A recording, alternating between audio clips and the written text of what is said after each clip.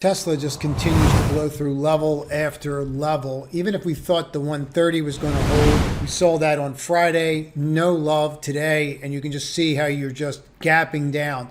Now, what's troubling about this particular pattern is the way that we're gapping down. Gapped right into that 110, and we actually broke it. If we go through that level, our next level is really this 91. Now, this was a pretty easy trade. I'm going to use a 15-minute to start, but right off the open, we came in short this, and then we added puts. And you can see how that did today. It did quite well. I actually added puts to it twice. You have to look at this in two different ways. Why is this stock selling down so much? There's a couple reasons why, in my opinion. First, we don't know if Elon has a margin loan against it and what the covenants of that margin loan are. The lender wants to sell or has a covenant to sell to protect themselves, then stock is being sold, period. And there's something else I saw that we're going to get to in a moment where I'm wondering if it's connected. But you can see the move, right? It's like a perfect H.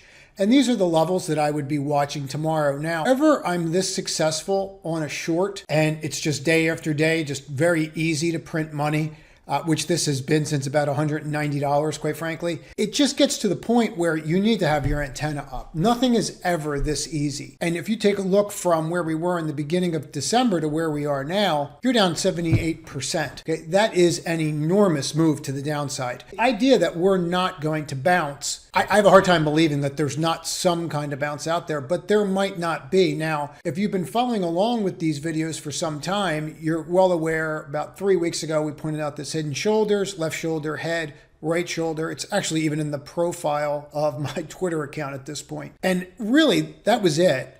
Once we broke that neckline, you can see that, right? 1, 2, 3, here we are. And now we're trying to find a spot to hold these little levels. The larger problem that I see for this was the gap down. In other words, today, we had so many people that wanted out of the stock that we actually gapped down, which it's interesting that you're doing that now. Like, in other words, you didn't do it this day and then work your way down. So we're actually seeing the selling on the downside accelerate. Now, if we zoom in on this and we see the gap, we're going to get excited because we're like, oh, it's above average volume. Maybe it's getting exhausted. But if we look at relative volume, we actually had more volume on the 22nd than we had today on a relative basis. That's problematic because you're not having this huge spike to give us some kind of exhaustion. To measure the move, you take the head and shoulders and you measure from the top to the neckline. This gives us 50%. Measure the move from the neckline down to get a target. 50% puts you right around 100, 101. Measured move would count to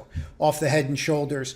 And it looks like we're heading there. Now, I'm wondering if there's something correlated here. You can see the shooting star right here and then the break of the shooting star. And ever since then, it's just been absolute carnage last week, followed by more carnage this week on the weekly. If you drill into the daily, and you just look at the levels that we just put in, this is just absolute carnage. And what we're seeing these patterns everywhere, and we should talk about them, but you're seeing these 3-bar patterns. So in other words, you break down, you hold, you're unable to even get up 50% of that existing bar, forms a little doji here, cracks that doji, and then that's it, it's on. This was another one that was just a great short. And the one thing that I want to say about this is, when it's this easy to short, and it just starts getting this easy to make money, you need to get your antenna up because it's a matter of time before the market tries to humble you. I don't see anything technical here, but we are seeing some signs of oversold if you take a look at RSI. Not in NVDA per se, but in some other names. I'll give you a real quick tip to look at the Nasdaq and determine whether or not you're setting up for a bounce. But this was textbook. Broke. And now the question is, where do we go? You're going to fill this gap, which you did, right? And now you have to see if you're going to hold that gap fill. And if you break that gap fill, like you're through 142, you're down about $1. But if you have like a confirmation break, it looks like 130. And then if 130 doesn't hold, they're just going to walk you down until they find something that it holds on to.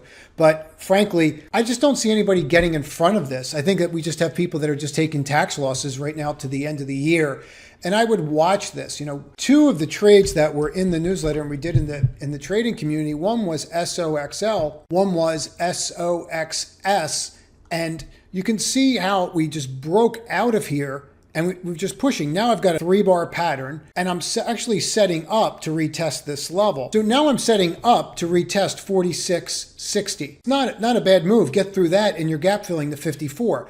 This can happen very, very fast. This move is not over. Another one that should be on your radar that this is far from over is the SQQ. This is something, again, in the newsletter. Link in description for the newsletter. Put out daily updates so that you can kind of follow along with what we're doing in the Option Chasers community. So you see this little break right here? Once that transpired, you sell into that break and you trim, you get the back test, and then you flip again. Now you're getting the higher high close right under resistance in the gap fill. So this is telling, if you flip the gap fill, then you're probably going to the high of the doji or the middle of the DTL bar, which is roughly around 63 bucks. That's our next level. But this has been providing spots to trim. And the one thing I'll say about these kinds of moves, you need to get in and up. And that's why our technical pivot area is that 48.50, because as soon as it made the higher high, it was time to put the trade on. Apple, I think, new closing low. Not much more to say. Did we hang in there? We did. Could we get above 132 at 40? No, we couldn't. As a matter of fact, the high was the open. And that's where we lay. Now, I posted this earlier. Make sure you subscribe to the channel and click all notifications, because I'm also posting in this room in the community tab. I'm actually posting charts. So I actually posted this last week. Left shoulder, head, right shoulder. This is exactly setting up the way that Tesla set up. When Tesla first set up, it set up with this angled neckline. And that's exactly what you're getting here. So to me, this is the next one that's going to break, that I think can break. Caveat, I have a short position in this. I will say this, the selling ends, they come for the general. And what does that mean? It means they come for the leading stocks, NVDA, Tesla. That seems to be where they're going. Now, I will say that we saw outsized moves today in NVIDIA, in Tesla. To me, this could be something completely even unrelated to Elon, where some other fund is undergoing margin calls. And that's what we could be witnessing. But nevertheless, these are the names that I would focus on. I would focus on the large cap names. There's other names out there that are going to be absolute disasters. This LCID, the more work I do on it, I just don't see how they're going to be around very long. I feel the same way about this Rivian, but these are really hard to short because of the lack of liquidity right now, right? They're super thin, and we're probably due for some kind of bounce. Now, in regards to where is that bounce, this is TIPS. This is a bond ETF. The reason I'm showing you this is it's just an old trick. And what you do is you look at the Treasury inflationary bonds, and then you see how they're acting. And they're usually a precursor to how the index, the Nasdaq, is actually going to act, right? So if you take a look right in here, you can see this peak, and then we went higher. Obvious, if you were utilizing this, that peak was going to fail, and here it is, it rolls. It's not an exact science, but it does give you an understanding of where you're at. So in other words, here we are, we try to make another peak, but we never make that higher high. Therefore, we know that this is probably not going to hold. And it just gives you a little more color on the situation.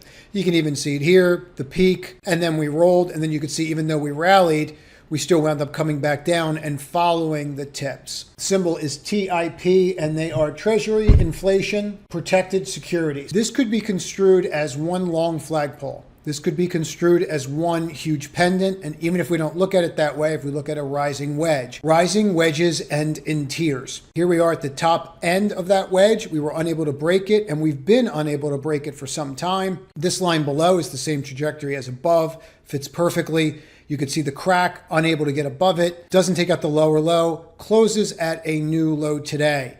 There is nothing redeeming about this, and I don't see any reason, except being oversold, that we're not going to retest this 255. Now, SPY's a little bit of a different story, the S&P, because we're wedged in here on a couple different levels. And the reason for that is because you have varying sectors. You have the real estate sector. You have energy, which just absolutely had a great day and looks like it's going to possibly come back up here and retest. So we have some reasons why this could be happening, right? We have some sectors that just look like they're going to fall off a cliff, like consumer discretionary, but you do have some that are hanging in here. Now, I marked off these levels, but I think that there's one that's more important than all of them, and it's one that we're really hanging on to. We've just not been able to really break that level. And take this level and we drill into a 10-minute, and we're going to leave the pre and the post in just for me to show you how glaring this is. So every single time we get below this 381.14, we just do not stay below it since we popped over, right? So here we are below it, gets above it, tests, gets above it.